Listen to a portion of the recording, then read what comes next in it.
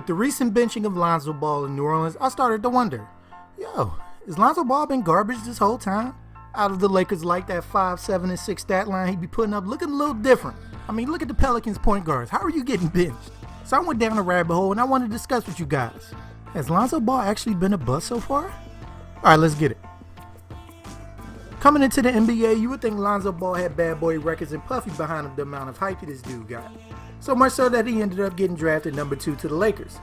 Now he had skills, he could rebound well, play the passing lanes to get them steals up, and he excelled in the transition game. But what was also apparent was that slingshot jumper having no chance of being consistent in the NBA, and not being much of a creator for himself.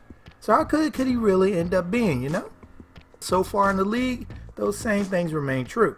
He's sporting an 18% usage rate in his career, which for those that don't know is the percent of possessions that players are responsible for ending when they're on the floor.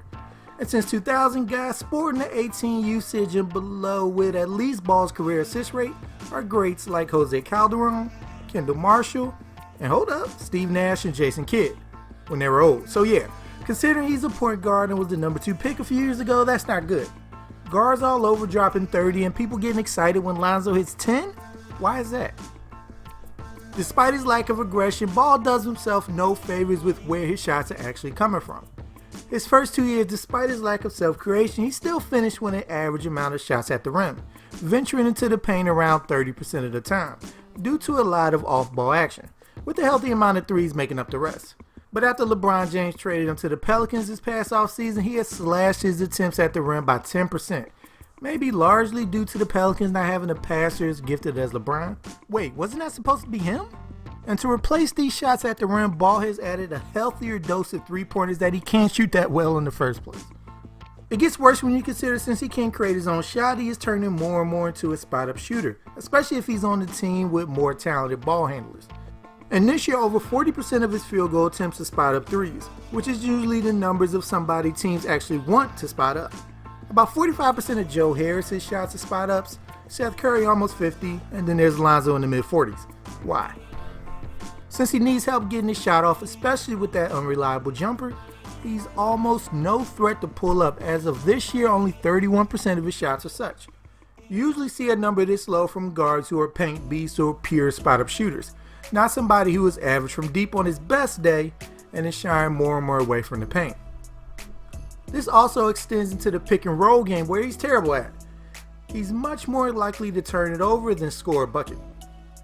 So we got a point guard who can't shoot, can't get himself easy buckets consistently, that by default is told to go sit in the corner now and launch threes. I mean, we did get the Lonzo got a new shot hype, and maybe this poor man's JJ Redick imitation is him trying to show it off this year, with not much better results. But I think the more Ball plays in the league, unless he grows on offense, it will keep getting worse. Not everybody keeps improving, it's okay. He's an average spot-up shooter that only shoots when he's wide open, who could be a pest on defense at times. A light-skinned Pat Bev without the shot, or a tan or Ricky Rubio without the vision, if you will. Who knows?